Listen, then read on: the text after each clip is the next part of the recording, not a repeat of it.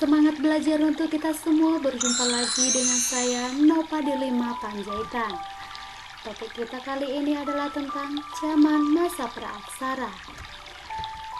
Zaman masa praaksara merupakan zaman di mana kehidupan belum mengenal tulisan, yang mana pra artinya adalah belum, sementara aksara adalah tulisan.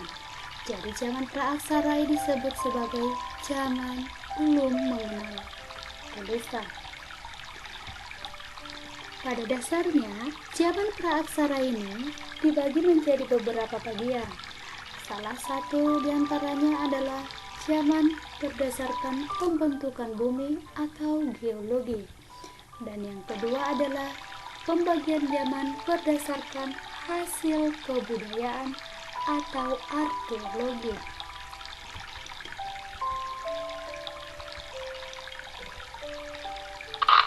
Sekarang kita membahas yang pertama dulu, zaman berdasarkan pembentukan bumi atau disebut dengan istilah berdasarkan kajian geologi. Yang pertama adalah Arkaikum. Arkaikum ini disebut dengan istilah zaman tertua. Bagaimana ciri-ciri zaman Arkaikum? Yang pertama adalah belum ada kehidupan. Yang kedua, kulit bumi pada saat ini masih panas dan bahkan atmosfer belum terbentuk dengan sempurna. Dan zaman ini diperkirakan kurang lebih 2,5 miliar tahun yang lalu. Jadi bisa kita ambil kesimpulan bahwasannya pada masa Arkaikum sudah pasti belum ada yang namanya kehidupan, gitu ya. Kita masuk yang kedua, yaitu adalah Paleozoikum. Paleozoikum ini disebut juga sebagai zaman hidup tua atau disebut dengan istilah zaman primer. Ciri-cirinya adalah pada zaman ini sudah ada yang namanya kehidupan, baik berupa hidup hewan yang di laut, kemudian amfibi, serangga, reptil, dan bahkan mikroorganisme. Contoh mikroorganisme yaitu adalah bakteri, archaea, fungi atau jamur, protozoa, alga, mikroskopis, dan virus. Dan diperkirakan zaman Paleozoikum ini sekitar kurang lebih 340 juta tahun yang lalu.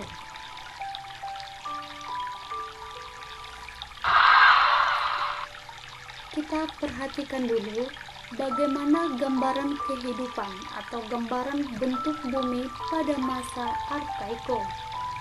Gambarannya adalah seperti ini, yaitu adalah bumi masih yang namanya proses tahap pembentukan.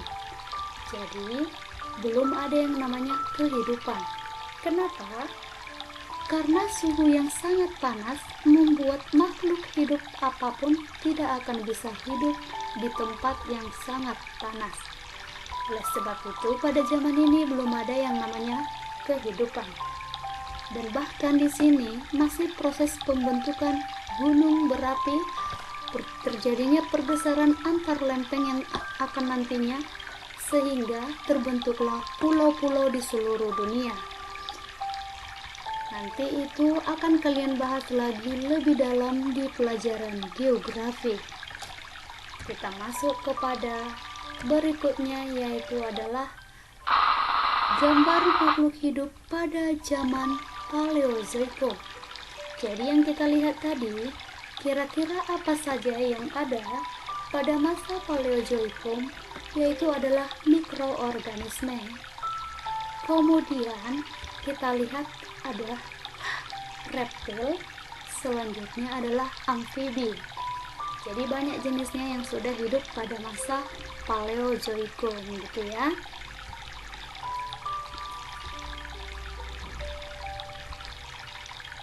Kita masuk kepada yang ketiga, yaitu adalah Mesozoikum.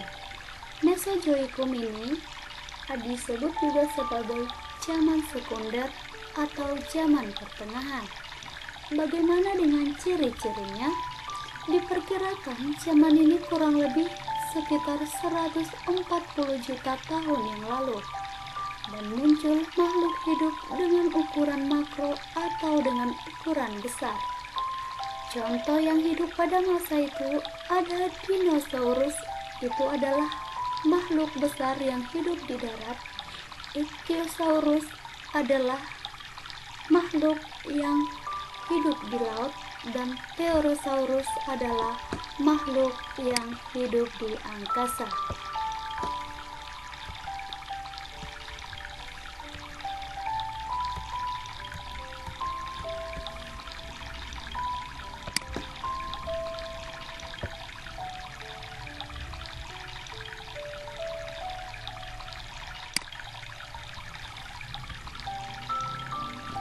Selanjutnya, kita masuk kepada yang keempat, yaitu adalah Neozoikum. Neozoikum disebut dengan istilah zaman hidup baru atau disebut juga dengan zaman hidup muda. Dan diperkirakan kehidupan Neozoikum ini kurang lebih 60 juta tahun yang lalu. Neozoikum ini sendiri dibagi menjadi dua bagian, yaitu tersier dan kuarter. Tersier diperkirakan hidup, yaitu adalah hewan primata, adalah kera. Kemudian burung dengan ukuran besar, dan tumbuhan di sini sudah semakin berkembang. Bagaimana dengan zaman kuarter? Pada masa kuarter ini dibagi menjadi dua zaman lagi, yaitu adalah Pleistosen dan Holosen. Pleistosen diperkirakan kurang lebih 60.000 tahun yang lalu, dan bahkan diperkirakan pada zaman ini terjadi yang namanya zaman es atau disebut dengan istilah glasial. Jadi pada zaman ini diperkirakan terjadi kurang lebih sebanyak 5 kali pencairan es. Pada saat itu, flora dan fauna sudah berkembang seperti masa yang sekarang ini.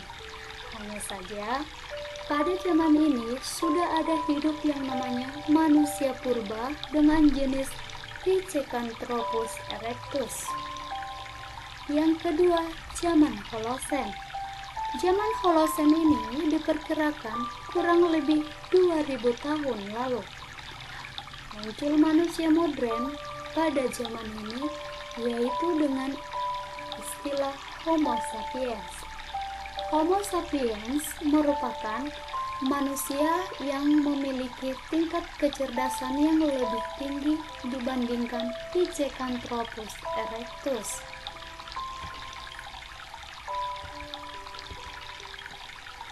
Kira-kira apa saja tadi yang hidup pada masa Mesozoikum?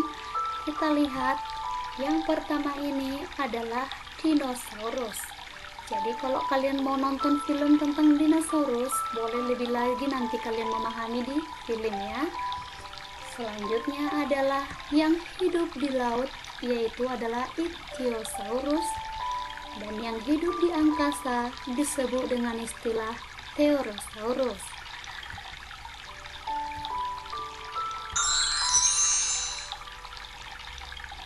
Manusia purba yang hidup pada zaman Pleistosen tadi disebut dengan istilah Pithecanthropus erectus, yaitu adalah manusia purba yang berjalan tegak. Jadi tengkoraknya seperti ini gambarannya, jenis manusianya ini. Jadi lebih tepat bisa kita lihat yang di bawah ini, memang mereka berdiri dengan tegak, gitu ya.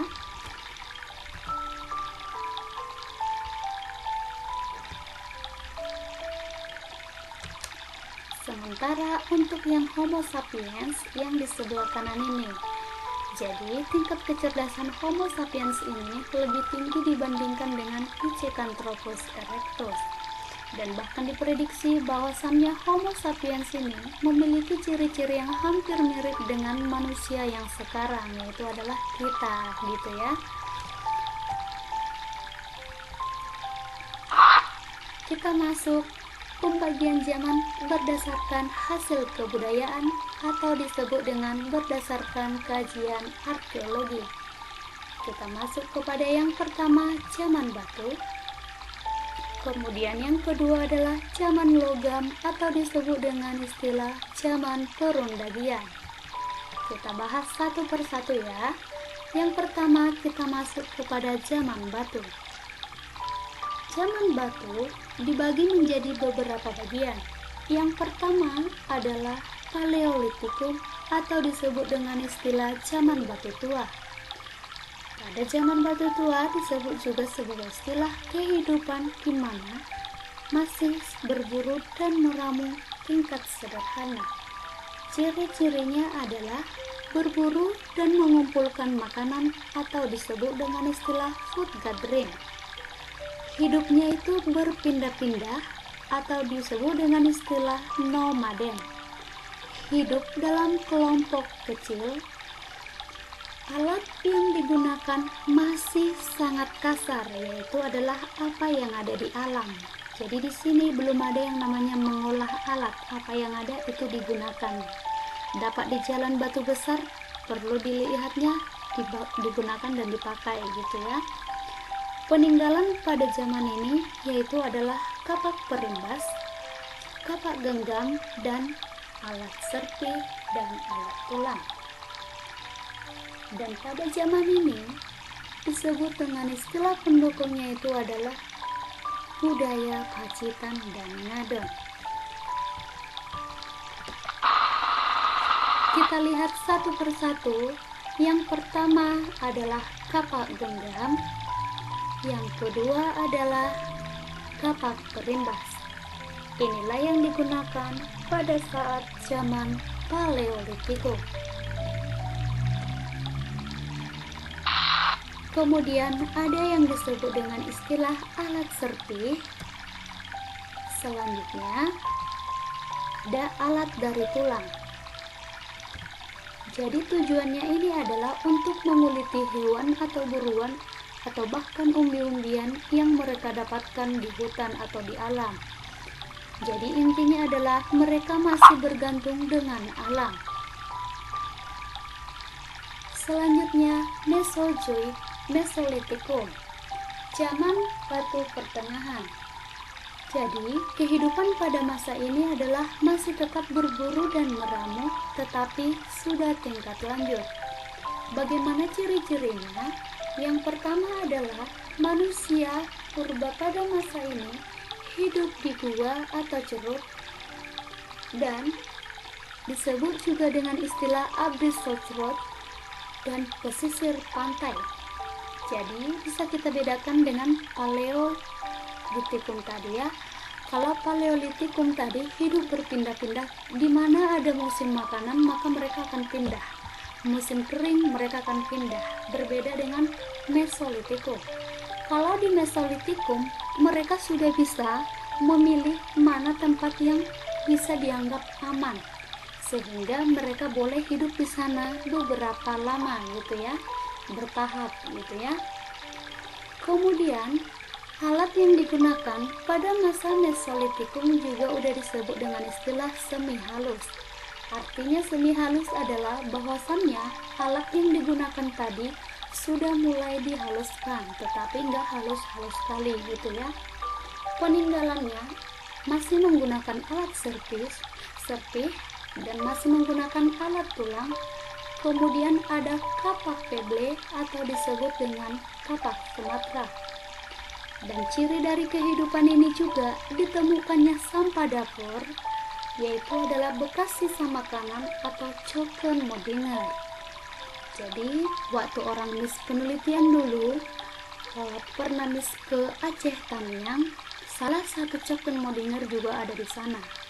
Coken modinger ini adalah kulit kerang yang menumpuk berupa seperti pegunungan saking banyaknya.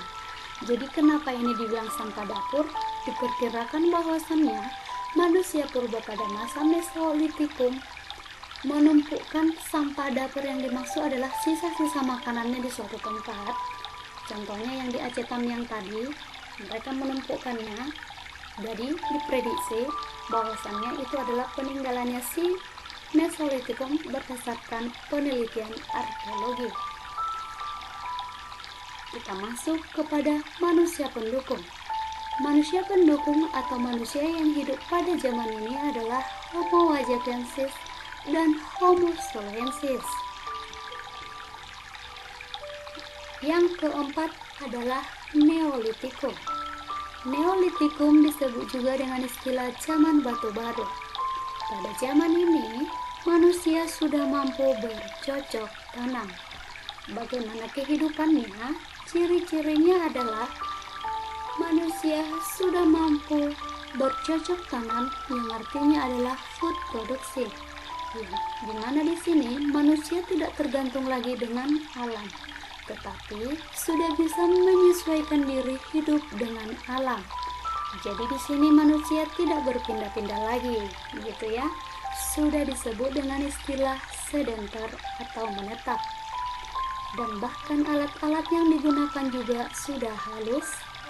Peninggalannya berupa kapak persegi dan kapak lonjong.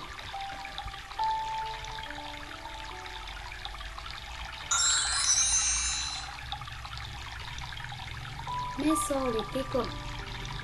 Pada masa Mesolitikum ini, bagaimana alat-alatnya? Yang pertama, masih menggunakan alat serpih, kemudian masih menggunakan alat tulang, kemudian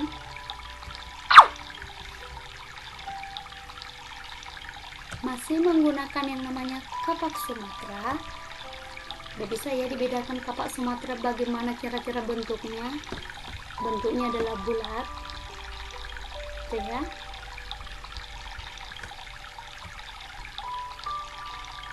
Dan tadi kalau Mesolitikum tinggal di gua gitu ya. Ini adalah manusia purba yang tinggal di gua. Kira-kira seperti inilah gambarannya, gitu ya. Dan inilah yang disebut dengan Cokkeanmodiner. Cokkeanmodiner itu adalah sampah dapur atau tumpukan kulit kerang. Jadi ini adalah yang setinggi ini, seperti gunung dia, ini adalah kulit kerang, gitu ya. Jadi bisa diprediksi pada saat itu bahwasanya salah satu makanan manusia purba pada zaman Mesolitikum adalah kerang, gitu ya. Makanya bisa diprediksi bahwasannya pada masa Mesolitikum juga manusia purba hidup di sekitaran pantai, gua, dan sekitaran sungai.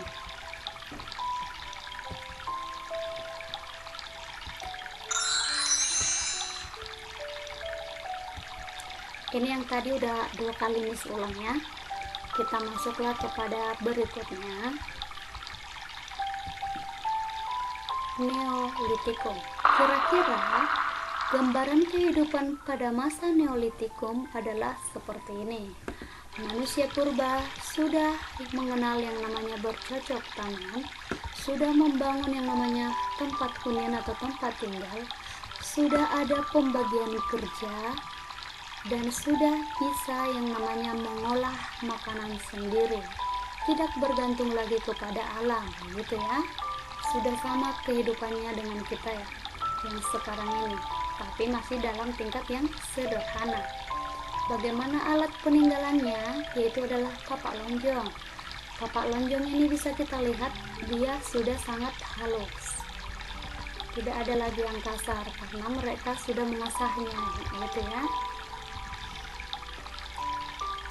Selanjutnya adalah kapak persegi. Kita masuk kepada zaman Megalitikum. Zaman Megalitikum disebut juga dengan istilah zaman batu besar. Bagaimana ciri-cirinya? Yang pertama adalah sudah mengenal yang namanya kepercayaan animisme. Apa itu kepercayaan animisme? Kepercayaan animisme merupakan kepercayaan terhadap adanya roh nenek moyang. Sementara dinamisme yaitu adalah kepercayaan terhadap benda yang memiliki kekuatan gaib. Dan totamisme adalah kepercayaan bahwasannya hewan memiliki kekuatan gaib. Peninggalan pada masa Megalitikum ada menhir atau disebut dengan istilah tubuh batu, dolmen, sebagai meja batu, sarkofagus adalah peti batu, kemudian waruga peti kubur. Kita masuk kepada zaman logam. Zaman logam atau disebut dengan istilah zaman perundadian. Bagaimana ciri-cirinya? Telah mengenal yang namanya peralatan berbahan logam dengan teknik pengecoran logam disebut dengan istilah essile pedul atau disebut dengan istilah lilin hilang. Jadi sistem essile pedul ini hanya bisa digunakan sekali saja, sementara kalau dia teknik bivalve, yaitu adalah teknik setangkup, inilah yang bisa digunakan berulang kali gitu ya. Kemudian di zaman logam ini sudah ada yang namanya pembagian kerja, kemudian peninggalannya ada nekara, candrasa, moko, kapak corong, dan lain sebagainya. Bagaimana dengan kebudayaan pendukungnya, yaitu adalah kebudayaan Dongson. Kita lihat yang menjadi hasil peninggalannya gitu ya. Kalau peninggalan megalitikum, inilah yang disebut dengan menhir tadi, tugu batu. Ini digunakan untuk sebagai batu pertanda. Kalau dalam istilah Batak disebut sebagai tugu, itu digunakan sebagai pertanda, jadi nggak jauh beda dengan zaman dulu. Menhir digunakan sebagai tugu batu pertanda gitu ya. Kemudian ini adalah dolmen. Fungsinya dolmen ini adalah tempat untuk meletakkan sesajen. Dan yang di samping adalah sarkofagus. Sarkofagus ini adalah kuburan juga, peti kubur, tetapi dia adalah satu batu utuh dibagi dua, ada tutupnya bawah dan atas. Jadi kalau orang yang meninggal atau siapapun itu dimasukkan ke atas baru ditutup. Jadi satu batunya ini dilubangi dan bisa ditutup bersamaan gitu ya. Terbuat dari satu batu yang utuh dibagi dua, dilubangi, kemudian dimasukkan ke mayatnya dan ditutup gitu ya.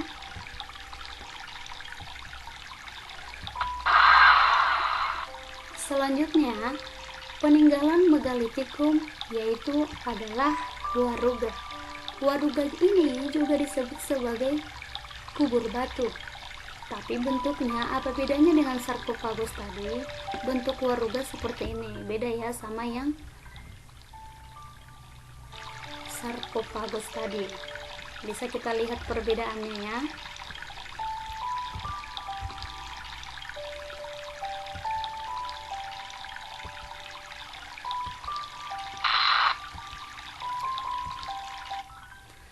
Kemudian kalau kubur batu, dia bedanya kubur batu ini adalah terdiri dari berbagai jenis batu. Yang penting dia bisa disatukan menjadi beberapa bagian sehingga si mayat atau jenazah yang meninggal bisa dimasukin ke dalam, dan batu-batu dari manapun bisa disatukan dan supaya si manusia tadi bisa tertutup gitu ya. Nggak harus dari satu batu, tetapi bisa dari batu yang lain. Yang penting adalah batunya disatukan sehingga tertutup rapat gitu ya. Bagaimana dengan peninggalan zaman logam?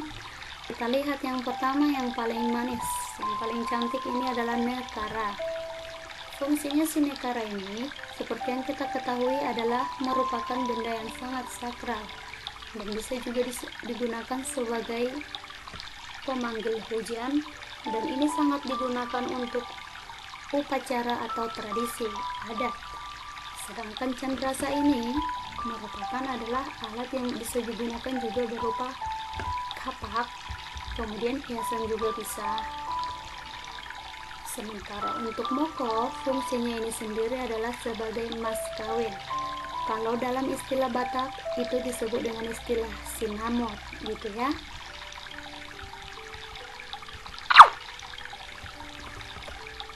Kemudian ada kapak corong. Kapak corong ini juga fungsinya adalah sebagai untuk membelah atau memotong kayu yang bisa digunakan. Jadi fungsinya ini hampir sama dengan kapak yang digunakan pada saat zaman Neolitikum juga, hampir sama, hanya saja dia udah lebih halus dan bahkan bukan lebih halus lagi, tetapi dia sudah terbuat dari logam gitu ya. Kalau tadi yang masa Neolitikum dia masih terbuat dari batu, tetapi kapak corong ini sudah terbuat dari logam. Kita sudah mengetahui logam ini sebenarnya terbuat dari mana sih? Logam ini adalah terbuat dari campuran tembaga dan baja.